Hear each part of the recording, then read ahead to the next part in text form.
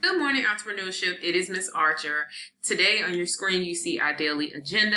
So what we have for today, we're looking at a do now with some USP's review questions from yesterday. We'll be focusing on the 408 PowerPoint that also includes student notes. And then we'll be looking at the assignment, which is the Unit 4 Concept Mastery, which I will explain. You guys will also have the 401 through 404 quiz and the 405 through 409 quiz. Some reminders and FYI, this Thursday, April 9th, all assignments are due. That posted on March the 30th. April 10th through the 17th is our spring break. And then at the very bottom, as always, is my contact information, my email, my Google Voice, and my Remind app. So let's begin. All right, so we're looking at channel management and exploring the nature and scope of channel management. So we're not talking about television channels. We're actually talking about means of distribution and how the product gets from us to the customer's hands. So what is channel management and who are its members? So this, again, is just the process of making sure that the inventory and the pricing is distributed across the channels. So we all know that there are prices and costs, of course, that it takes to get our product and services from point A to point B.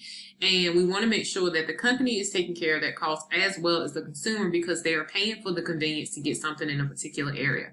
So what happens is the price to make the product or service and then distribute it to point A to point B is also included in the final pricing. And then, of course, the channel members are anyone involved in the process. So that can be the warehouse manager, the truck driver, the store manager, the store clerks, the whole thing. So this is everyone that is involved in channel management. So channel management adds value because, one, the business uses different intermediaries to move their merchandise through the country and the world. So we're talking about planes, trains, and automobiles. The use of these different intermediaries,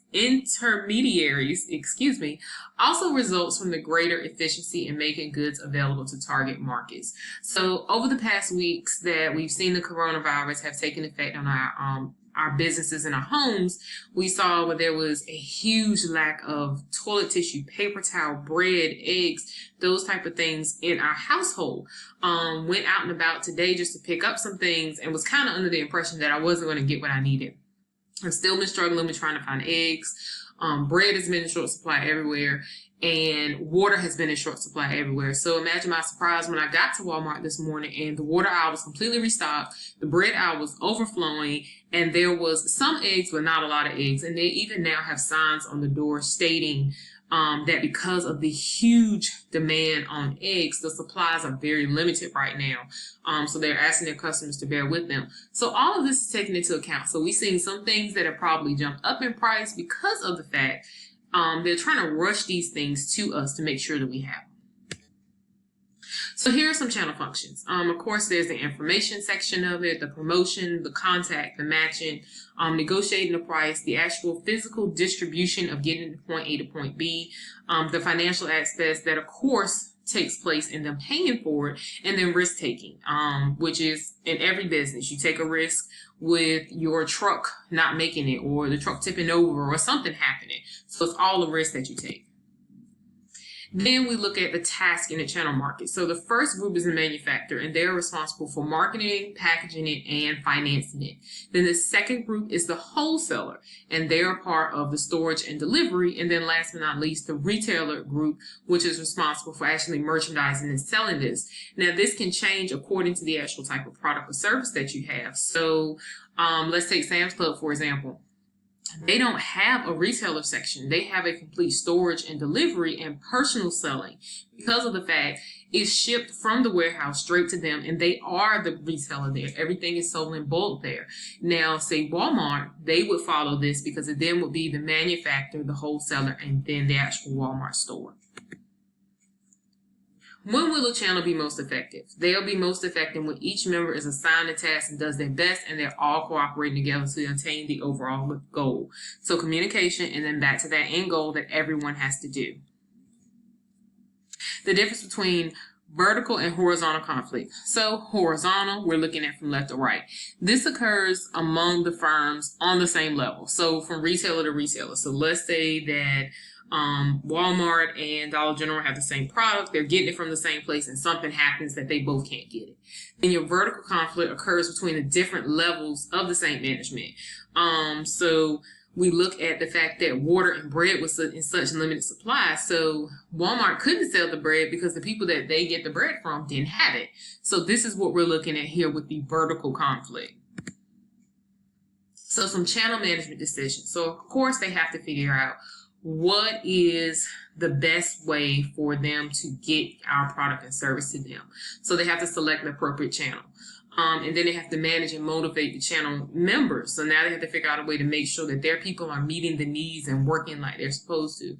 And then, of course, evaluating or doing performance checks. So this kind of goes to how many, shipments can we get out in an hour or something like that. And then still you look at analyzing the customer needs for channel management decisions. You look at setting objectives and then identifying some major alternatives. So that could be a different type of intermediaries, a number of different intermediaries, and then the responsibility of these same people because they may not be working. So maybe shipping it by truck is not working anymore. Let's try shipping it by air or by sea or something like that. They have to look at all these things when they take into these decisions. And so this little graph just kind of gives everybody all the working together parts. So you have the manufacturer and the retailer and the logistics, then the distributor, and all of it goes to the customer and we get it eventually. And so pretty much channel management in a nutshell, we're looking at we are the missing piece of a puzzle. And so all of these pieces of puzzles work together to give us exactly what we want. So everything comes together to make sure that we, the consumer, are satisfied. Okay, so the Unit 4 concept mastery presentation focuses on everything that we've learned in Unit 4. So we looked at branding, company goals, objectives, and mission statement. We looked at product service management. We looked at product mix, services and business location, USP, and then last but not least, channel management. What I'm looking for you guys to do is to create a PowerPoint or Google Slides explaining the concept to your peers. So what if I had you guys to get up in class and teach a part of Unit 4, I need you to make sure that you understand the concept enough and break it down enough where you can help a classmate that may be struggling. So this is what this assignment is focusing on. I gave you guys an example to go by so you kind of understand exactly what you're looking at. So this is from last year, and this is Dorian Young's presentation that he has. He did one on branding. So he looked at exactly what is branding.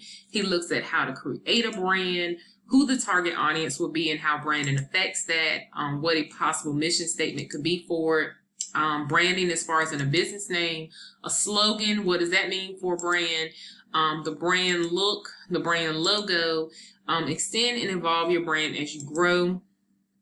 And he had many different things in there to kind of help out with it. So it doesn't have to be very extensive, but I want to see that you understand the concept. So say that if you had to teach this to someone, you would be able to help them out.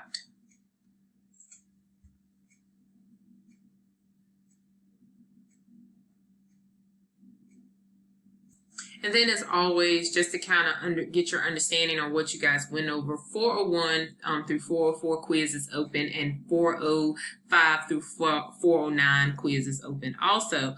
And what these are going to do is going to ask you a series of questions related to what we've already gone through.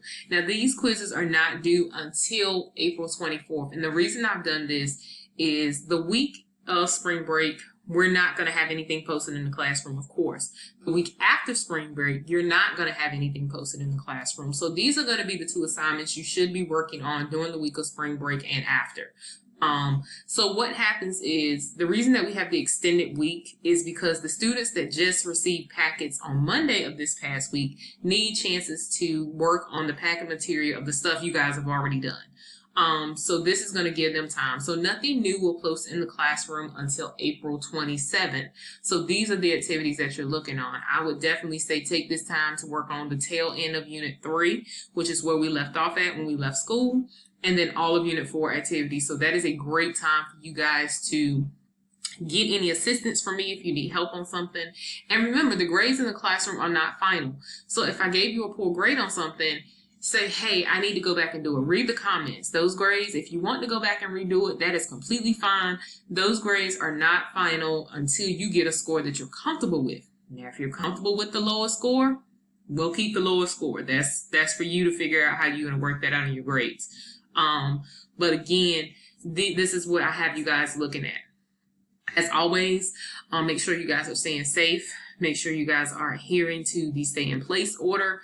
The sooner that we can get everyone working together on one accord, the faster that we can go back to our daily lives. So I hope that you guys are being good. I hope you guys are taking care of yourselves. I pray that your families are well also.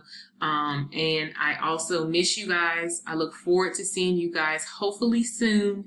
But if you need me, you know how to contact me. Other than that, I will see you guys in the classroom.